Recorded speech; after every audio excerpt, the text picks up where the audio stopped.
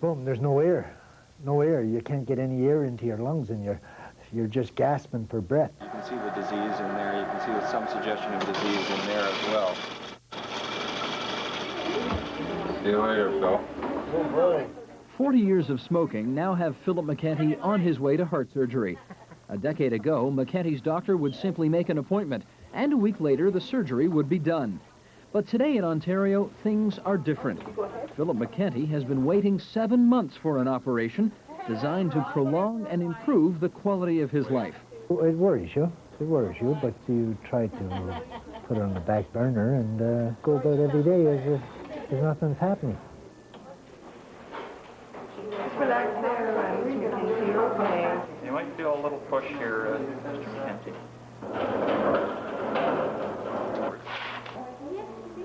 Leave this off, please.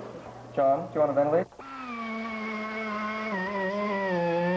For the next 3.5 hours, Dr. Irving Lipton will lead this team of doctors and nurses through an incredible surgical procedure.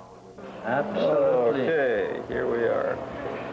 Philip McKenty's blood vessels are blocked. His heart can't circulate his blood to the rest of his body. May we divide the lines, please? Thank you. Clamping. So doctors will take a vein from McKenty's leg and attach it to his heart. The blood will then bypass the blocked vessels. First, they have to cool down McKenty's heart and make it stop. There's the heart stopping. Despite finding himself in these frightening circumstances, Philip McKenty has been very lucky. He's only waited 7 months to get here. Others now wait twice as long, and others are in more desperate shape when they get here. Guy, could you get ready for cardioplegia? And McKenty's appointment for surgery wasn't canceled. Frequent cancellations are now typical in Ontario. Dr. Lipton says that's the way it's likely to stay, probably for years. There's simply too much demand and not enough resources. I don't think we're going to see any great improvement in the next little while. We're utilizing our facilities to the maximum. I don't see that the demand is going to drop any in the next little while.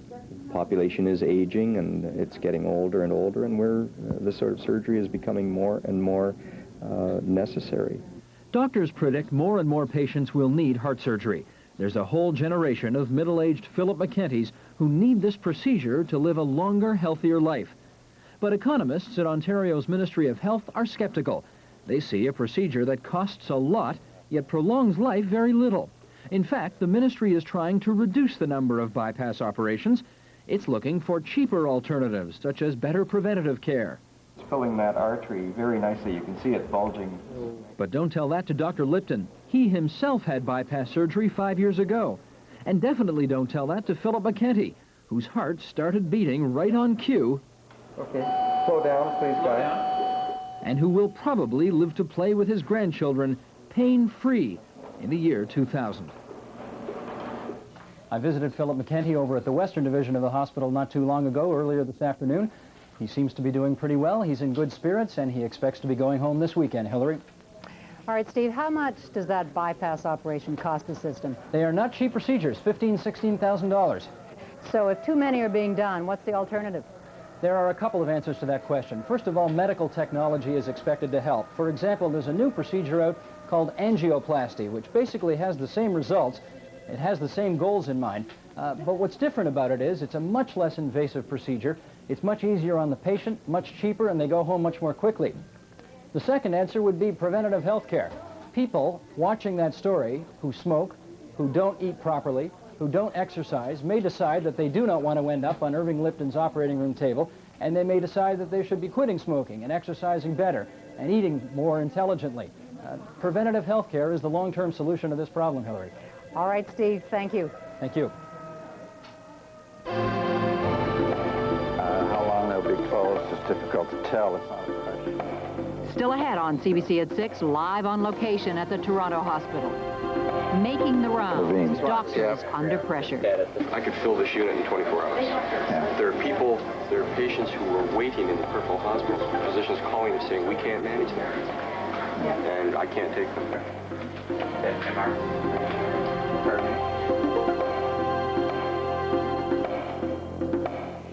In world news tonight, police fired on demonstrators in Bophuthatswana today. It is the second South African homeland to erupt in violence over the past few days. At least 7 people were killed and up to 500 more were injured. 50,000 angry demonstrators took to the streets to demand reintegration into South Africa. They attacked and burned government buildings and cars. Police opened fire with rifles. Local hospitals were overrun with the wounded. As Bophuthatswana erupted, troops in the homeland of Ciskei restored order following a weekend coup there. The homelands were established by South Africa as an integral part of the apartheid system. Still in South Africa, a judicial inquiry into official death squads heard from a key witness today. A former policeman testified that he kidnapped and killed often while on the force. His confessions from death row last October first revealed the existence of the death squads. James Robbins reports from Pretoria. Brought from death row to testify, former policeman Butana Nopomela would have been hanged for murder last October if his eve of execution confession hadn't blown open secret death squads in both the army and police. Today, the judge appointed by President de Klerk heard from Nopomela how he was trained by police in the early 1980s to ambush, kidnap and kill on orders from above. Nopomela has been telling the inquiry of his police training for the death squads, training with pump-action shotguns, submachine guns and pistols. The former policeman said during training they were promised rewards after successful missions. And the size of the reward, he said, was to depend on the importance of the person you were told to eliminate. Griffith Somhenge was just one of the squad's victims, a human rights lawyer in Durban. Nopomela told the inquiry how they dragged him from his car to this waste ground near his home, stabbed and hacked him to death. Telling the same story, the police captain, Dirk Coetzee, who ran the squad, taking refuge now in Zambia with his old enemies, the ANC. And I was called in one morning by a superior of the security police there and instructed that Griffith Somhenge should be taken out, meaning murdered. The specific instruction was that it should be carried out in that way to make it look like a robbery. The inquiry is investigating over 70 unsolved murders widely blamed on police and the army. 2 of President de Klerk's cabinet are in the firing line. Both Law and Order Minister Adrian Vlok and Defence Minister General Magnus Malan served under President P.W. Botha. Both deny authorising killings, but already from his pulpit, Archbishop Desmond Tutu is urging Mr de Klerk to sack the general and preserve his own credibility as a reformer. The Archbishop was himself an intended target for army dirty tricks. The inquiry has been told how a secret squad planned to send him the fetus of a baboon. In Pretoria, this is James Robbins for CBC News. In the United States today, at least 3 people were killed in Philadelphia when a subway train derailed. More than 120 others were injured. The train left the tracks in a tunnel during the morning rush hour. One car was sheared in half by a support beam. The train had just left one of the city's busiest stations.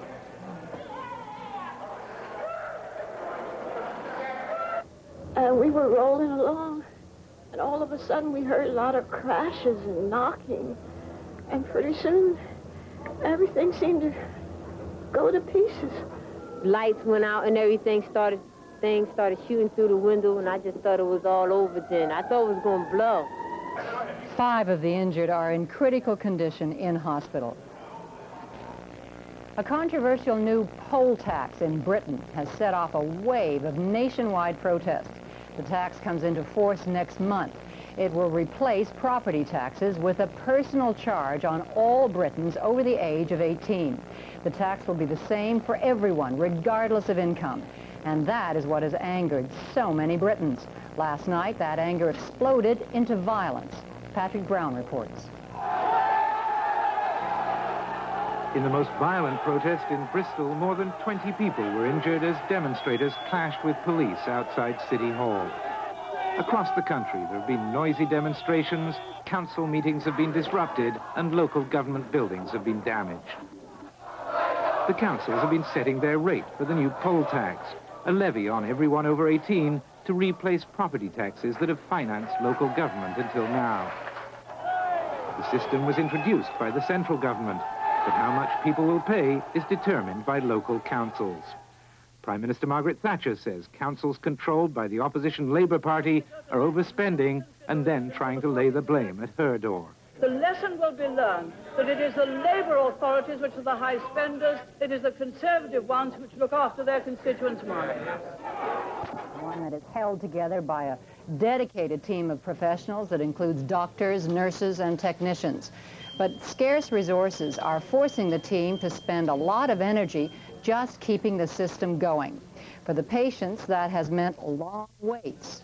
Kelly Crow is at the hospital's CT scanner. It's one of the places where patients are waiting sometimes weeks just for tests. Kelly? Hillary, what you're looking at is the CT scanner. It lets doctors look at living tissue to assess tumors and injuries, try to find out what's causing a backache or a headache. But unless it's an urgent case, patients can take up to 12 weeks to get a CT scan. And that kind of delay puts a lot of pressure not only on the patient, but on the doctor. I followed one surgeon on his daily routine, and what I witnessed was a complicated juggling act caused by these kinds of waiting lists and unexpected delays. Have you talked to this lady about her surgery? Yeah. You told her what it would entail? Yeah. It's 7:20 in the morning. Morning. Dr. John Costwick is leading an entourage of doctors and nurses on the daily round. How are you? You understand what we're going to do? Yeah. You'll have a small incision in your back about that long, okay? What else have we got? He's been here for less than an hour, but already he's feeling the squeeze. Yeah, we've had to close 10 beds on the floor because of nursing shortages.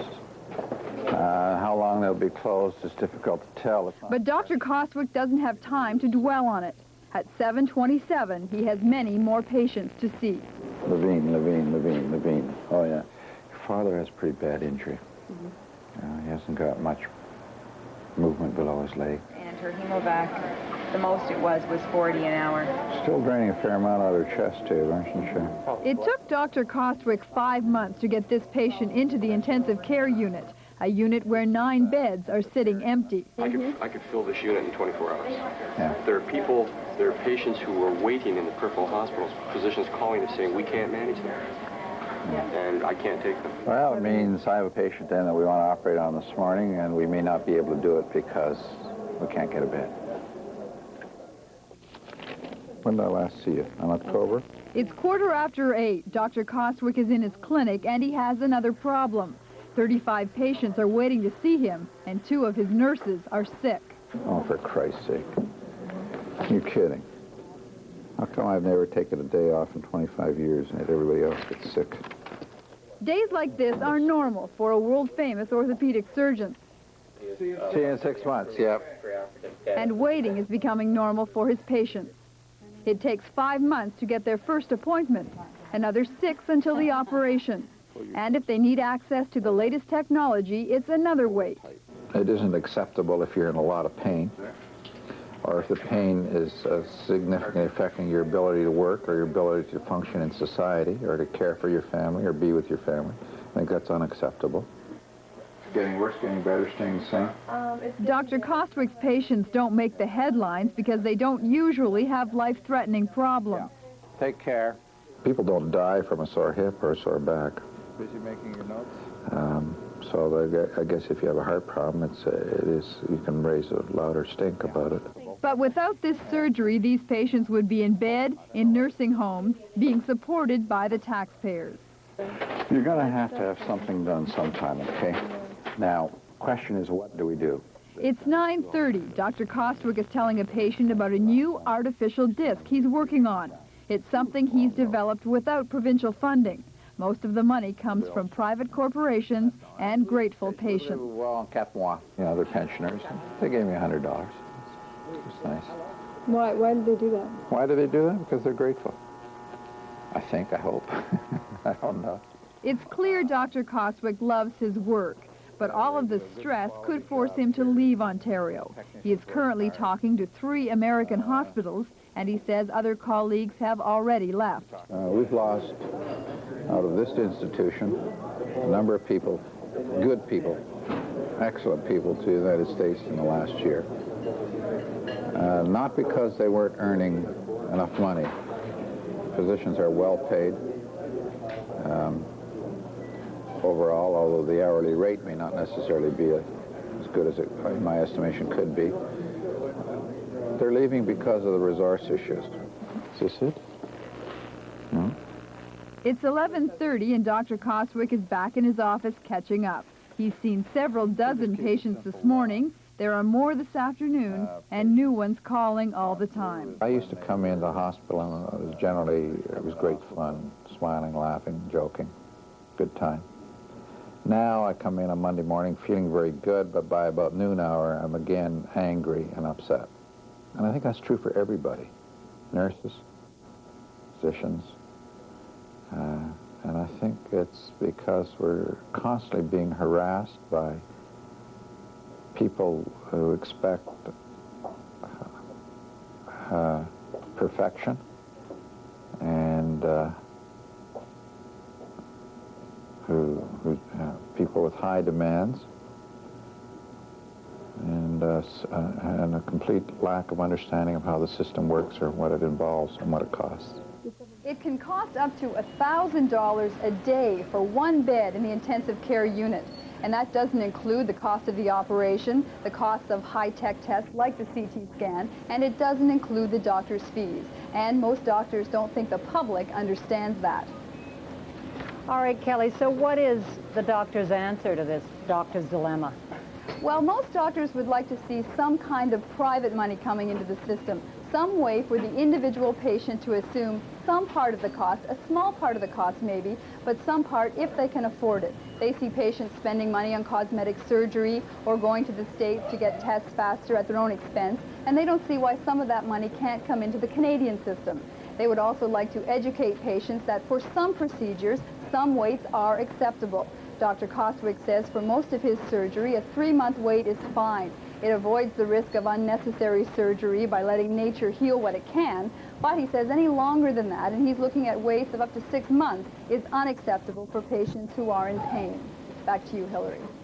All right, Kelly, thank you. And joining me now is Dr. Bruce Rowett, who is director of the emergency department here at Toronto Hospital, which was formerly Toronto General Hospital, right, Dr. Rowett? Right. Good evening. So you're the gatekeeper here, and you have to handle every kind of emergency, whether it's a cut finger or somebody who has multiple critical injuries from a major traffic accident. That's correct. Yeah. We Now, see everything here. At what point would you exercise some form of triage? Well, we see everyone here in the department, but obviously our priorities are for the more acutely ill and injured. But here in this department, we see the people with the twisted ankles as well as the individuals who are victims of serious injury. Mm-hmm. And as I understand it, you have actually put out what we call a Code 30 or Code 50, which is a major emergency right here, I think. That's correct. This gentleman's just been brought in. He's been hit by a train, and we're taking him now into the trauma room and for resuscitation by our trauma team. All right, this patient has just been wheeled through, and we are going to cut to our second camera. Tim Tasker is going to follow him into the trauma room, and I think we can go together into that trauma room, Dr. Rowett. And can you tell me what exactly is happening, what you can do for this patient? Well, a victim of trauma such as this individual here, we need to have resuscitative measures instituted immediately.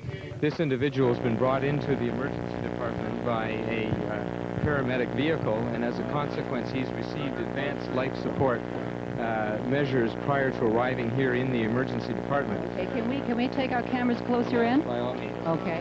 Now, he has been run over by a train? That's correct. Okay, what's happening? And right now, the trauma team lead team is now looking after the various components of this individual's resuscitation, assuring that his airway is managed appropriately, that he's breathing all right, in addition to that, that he's got an appropriate circulating blood volume. This is a team approach where there are a number of different individuals, emergency medicine specialists, surgeons, general surgeons, orthopedic surgeons, neurosurgery specialists, and anesthetists, and you can see here that a number of different team members are carrying out their specific responsibilities. Is this patient going to be moved up to surgery, 1 floor up? Yes, the first thing here now is to evaluate the patient, and the second is obviously to stabilize the individual. And while all of this is taking place, the evaluation is being made as to whether this individual needs to go to the operating room immediately, or whether in fact he can have some tests done here in the emergency department, or perhaps he needs to be admitted to the intensive care unit here of the hospital. Now, you had warning of this. The paramedics from the ambulance actually alert the hospital, don't they? That's correct. We had a 5-minute warning of the arrival of this individual here in the department, and as a consequence, we can be here right at the time the individual arrives to be able to give the necessary care to the patient.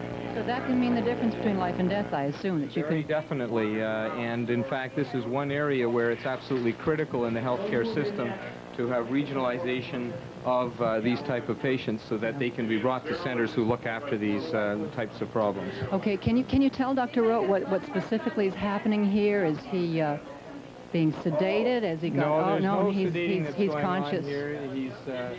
He's being managed by the various different specialists. The overall assessments are being carried out, again, making sure that he's breathing all right and that he has an adequate blood pressure. Yeah. Do we know yet what the prognosis is? We don't. No, we don't yet at this point in time. It's too early to say, and with the team approach here and caring for the patient, that's going to take a few minutes yet to determine what his injuries are. Once we have that information, then we'll have a better idea as to what the outcome's going to be. Yeah.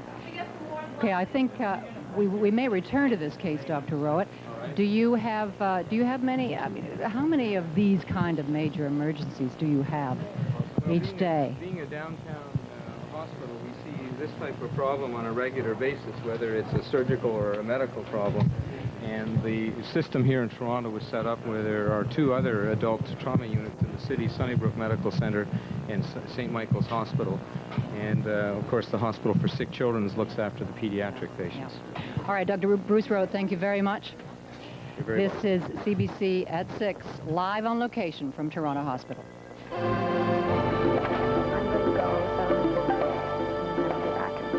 This is CBC at 6, live on location at the Toronto Hospital. Overnight with the nurses in the cardiac care unit. A lot of frustration, few regrets. It can be really frustrating, and there are nights that you do feel very inadequate in terms of what you are able to do. But you are doing something.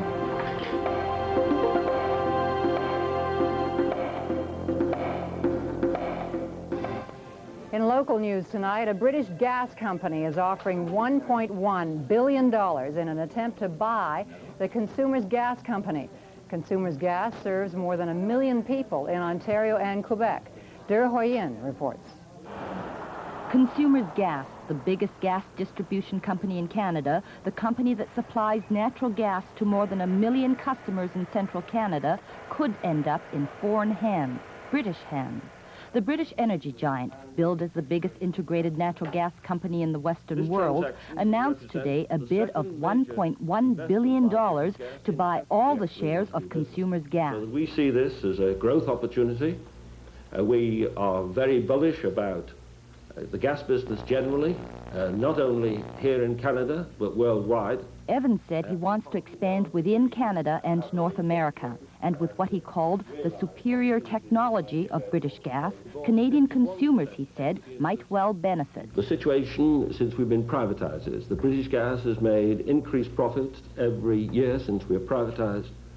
We have increased turnover every year, and we've lowered gas prices in...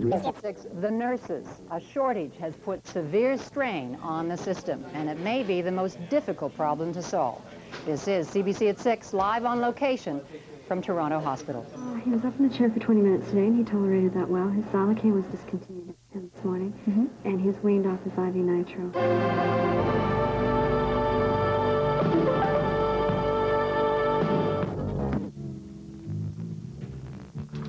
Hi, I'm Margot Timmons with Cowboy Junkies, and on Sunday, March 18th, we're going to play the Junos. I hope you can join us.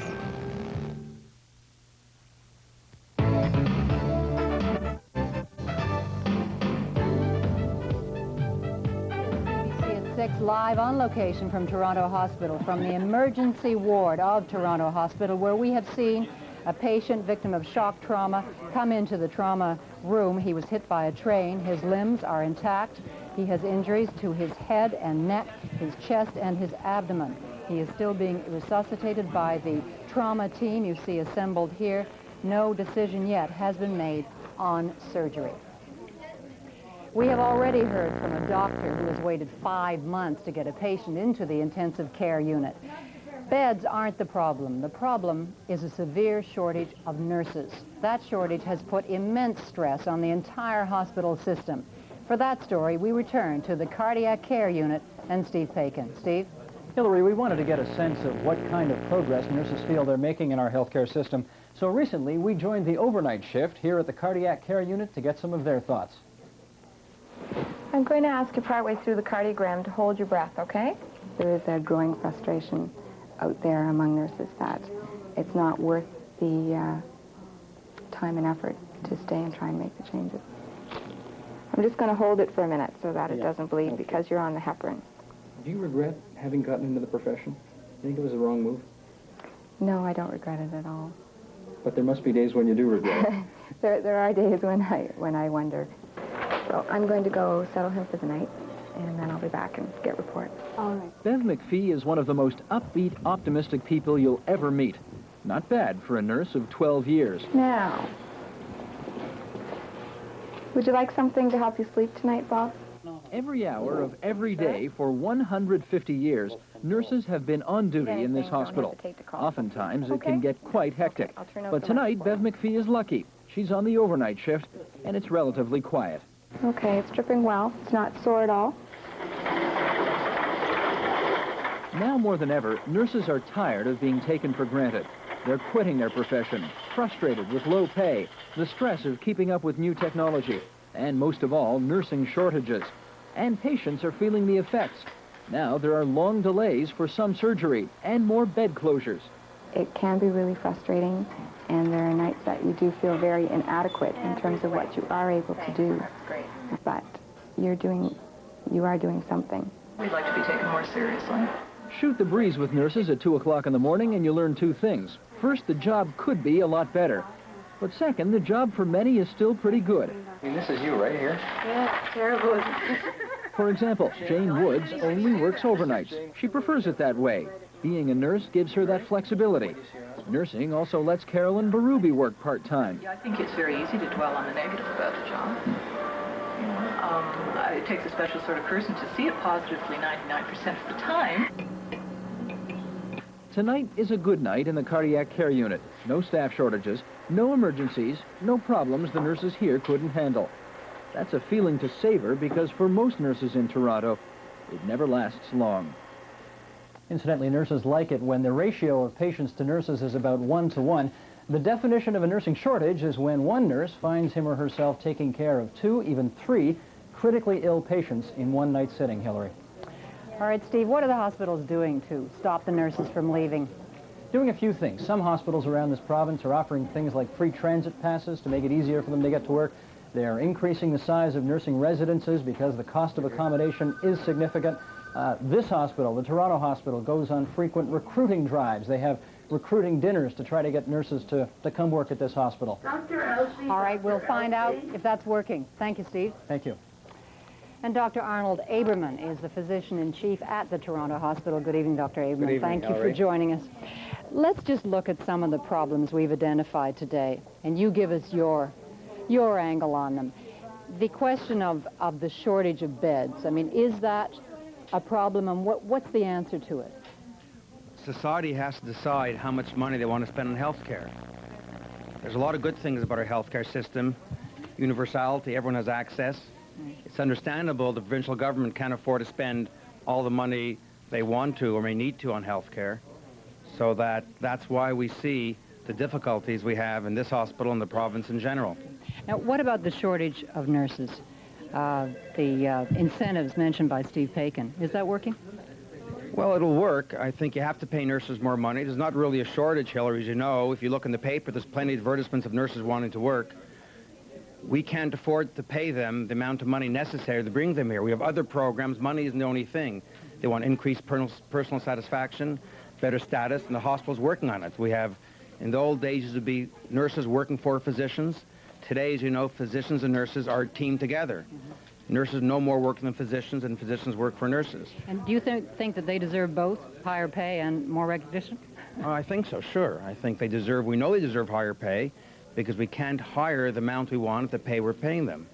That they certainly deserve more status and they're getting it. Nurses are an integral part of the healthcare system. Now, what about the question of waits for surgery? What can you do about that? I mean, can the healthcare system be rationalized somehow? Well, you have to differentiate between the system's problems and this hospital's issues. We get a certain amount of money to run the hospital, and we won't sacrifice quality for quantity. So we have to give each patient we look after the kind of quality care the patient expects. If we don't have enough money to look after 100 patients at quality care, we look after 90, and that's why you have lines. Yeah. So there's no solution to that problem unless we get more funding. And I want to emphasize, as Dr. Kostowick did, we're not talking about funding to physicians. Physicians are paid very well. We're talking about funding for other aspects of the healthcare scene. All right, Dr. Adel, that's all we have time for. Thank you very much. My pleasure. Coming up on CBC at 6, a frightening look at the future through the eyes of Margaret Atwood. Beth Harrington has more. Thanks. Yes, Hillary, Margaret Atwood may have a movie hit on her hands with the eerily futuristic story, The Handmaid's Tale. That's coming up next in entertainment. Marguerite, you're a handmaid. That is your role in life. Do you understand? Yes. She could do you a lot of harm. Going to the operating theater now. Thank you for joining us tomorrow. Our live on location team sets up at one of the biggest ecological disasters in Canada, the site of the Hagersville tire fire. I'm Hillary Brown. Good night from Toronto Hospital, and thanks to all those here at the hospital for making this program possible. Good night.